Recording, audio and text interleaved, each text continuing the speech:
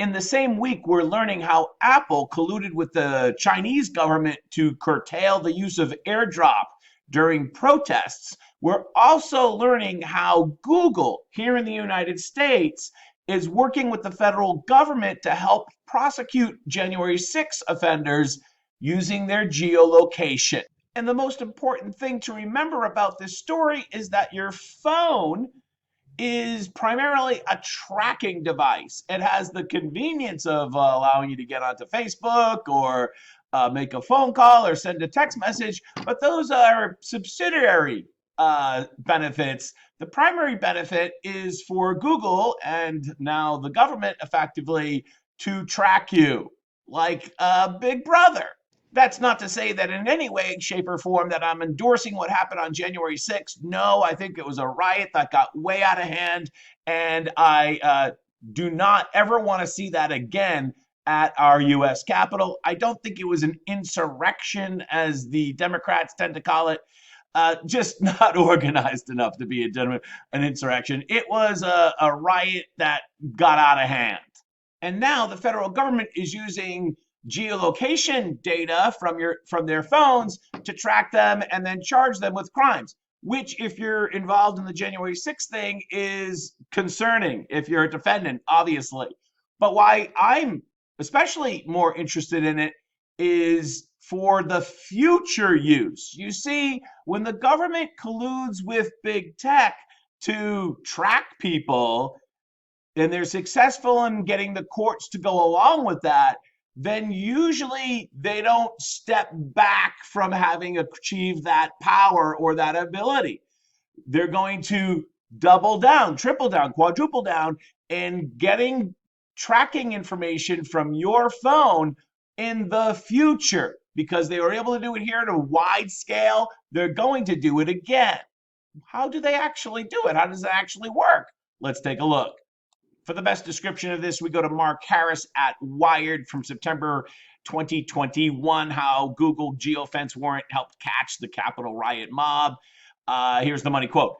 Geofence warrant initially, there's 3 stages to it, seeks an anonymous list of tracked devices when in a specific area at a specific time. Okay, like everybody in the general area there.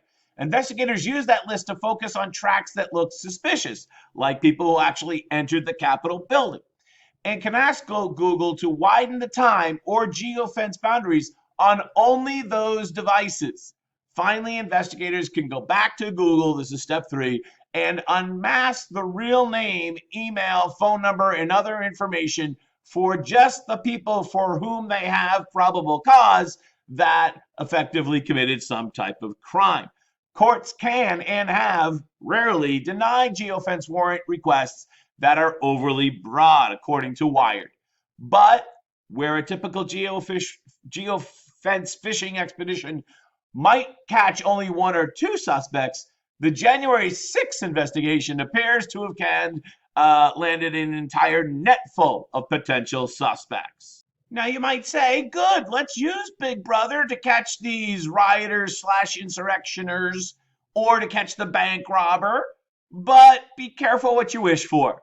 In a new article, also by Mark Harris, I'll put it in the description below, that came out Monday, there is a downside to this.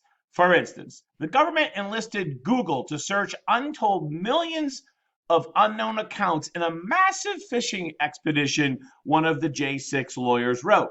Just a small amount of location history can identify individuals. Some people might say, oh, good, let's identify them.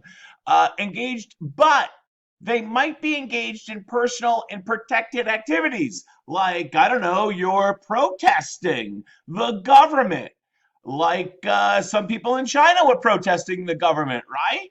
As a result, the geofence warrant almost always involves intrusion into constitutionally protected areas.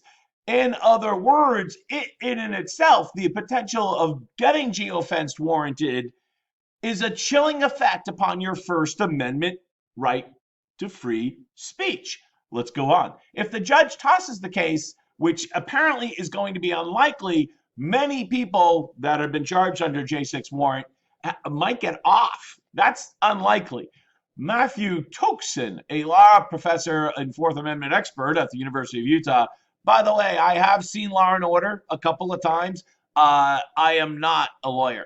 God, imagine being a lawyer. Oh God, that must be awful. But what they're basically saying here is we get this teeny little bit of fact from the geofence warrant, and if that's how your case started, that may have been overbroadening, or may have been no probable cause, and therefore that's the fruit from the, what do they say, forbidden tree, and the rest of your case gets thrown out, unless you can argue inevitable discovery. But again, I'm not a lawyer.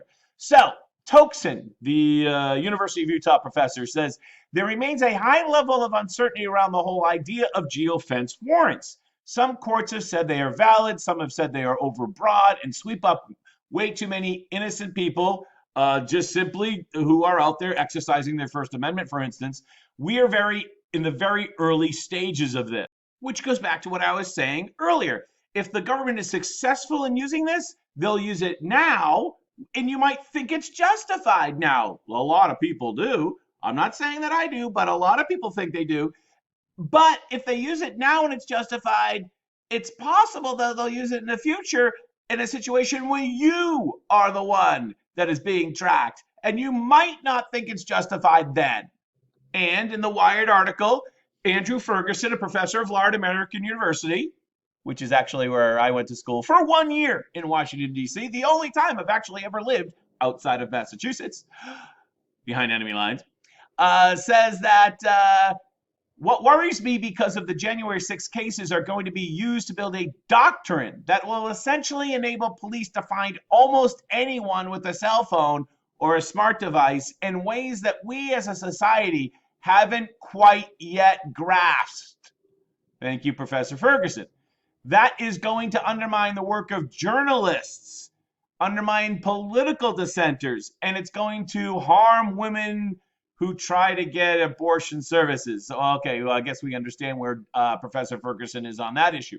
But that's his full quote, not my quote, his quote. By the way, the case that's going to be decided on this would probably be a motion in December and might go to trial sometime in early 2023. Well, that's good, Jack. We should be able to track down these criminals. After all, I don't have anything to hide. I don't care if Google knows exactly where I am at every moment of the day. Okay, but understand that you're making a trade-off between your privacy and someone being able to know everything about you. And that someone not only being big tech, but the government itself. And when you do that to too much of an extent, at what point do you actually lose a sense of yourself, that you actually lose yourself? That is the big question. How much of this technology do we want versus how much of ourselves do we allow ourselves to lose? Hey, I'm John F. Gately in Plymouth. You can call me Jack, America's hometown in Massachusetts. Behind enemy lines, you have a great day. Bye-bye.